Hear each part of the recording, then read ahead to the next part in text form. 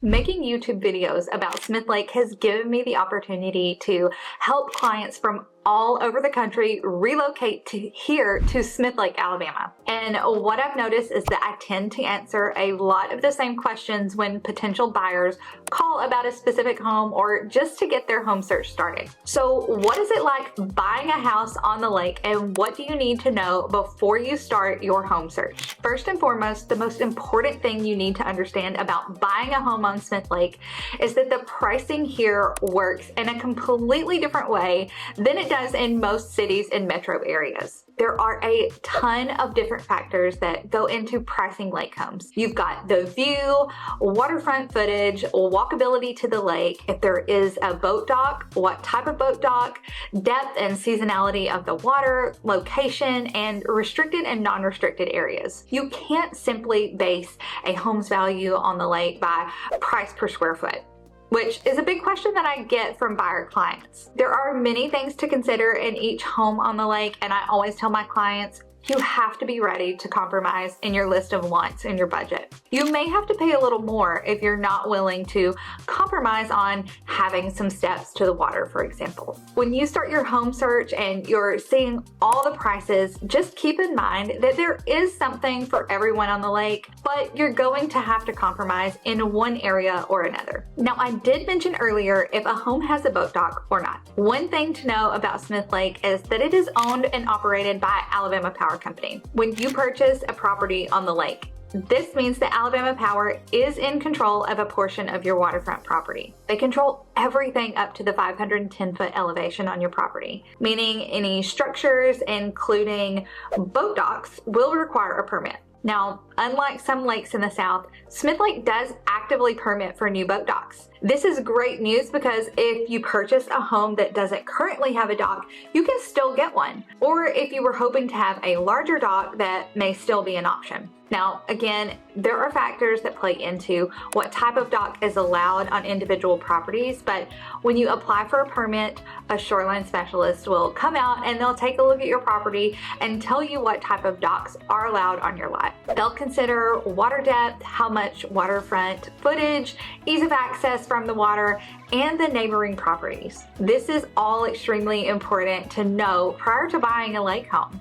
You need to make sure that you can acquire a permit for the type of dock that you desire, or at least make sure that the current permit that is on the dock on the property can be transferred over to you as the new owner. If you're working with an agent that specializes in the Smith Lake area, they will be able to make all of these connections for you and make sure that you have everything you need to enjoy your boat dock at closing. Another thing you need to know is that Alabama Power does manage the hydro facilities at Smith Lake Dam and controls our water levels on Smith Lake. Our water level does not stay the same level year-round. You may have noticed in some property descriptions, it will state that the property has seasonal water or year-round water.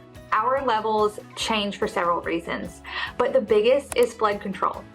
Starting July 1st each year, water levels begin to gradually lower through November 30th to allow for all the heavy rains expected in the fall and spring seasons. At the beginning of spring, they start to refill the lake with stored rainwater so that we reach the right levels for summer fun by May. Alabama leads the nation in miles of navigable channels, so Alabama Power works with the Army Corps of Engineers to decide how much water to release for safe boating. Our full pool level is considered the 510, which means 510 feet above sea level.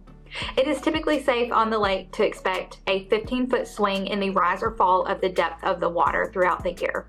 This is good to know while house hunting. If you're viewing a home in the summer months, that may look a lot different come December. And if you intend to use that dock for access to the water year-round, well, you're going to want to verify the water depth at the dock before purchasing the home. Now, the good news is that Smith Lake is very deep, with a maximum depth of 264 feet at the base of the dam. The average water depth across the lake is about 65 to 70 feet, but depending on the location, it may be much shallower.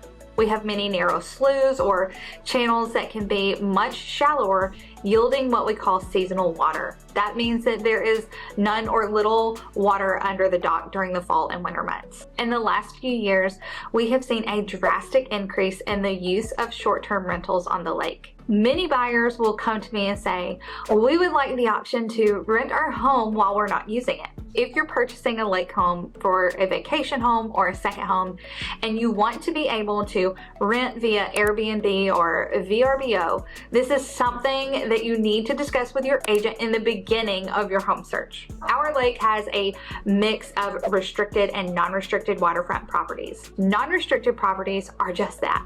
There are no restrictions following the land and residential use of that property. However, in restricted areas, the subdivision and the land is governed by deeded restrictions or covenants. And in some areas, a homeowners association is in place. All restrictions are not created equally, however, so throughout the different subdivisions on the lake, you may or may not be allowed to short-term rent your home. If this is a priority for your home purchase, it will require a little homework prior to previewing properties so that you don't waste time looking at homes that renting is not even allowed. Or if you're using a local agent that knows the lake and surrounding area, that is something that they should be able to provide to you pretty quickly. So as you can tell, there is more to know about purchasing a lake home than just simply the home itself. If you want to make sure that all the important items are taken care of, you need to be working with an agent that is a lake specialist and knows the area and regulations well. If you have more questions about getting your home search started on Smith Lake, reach out.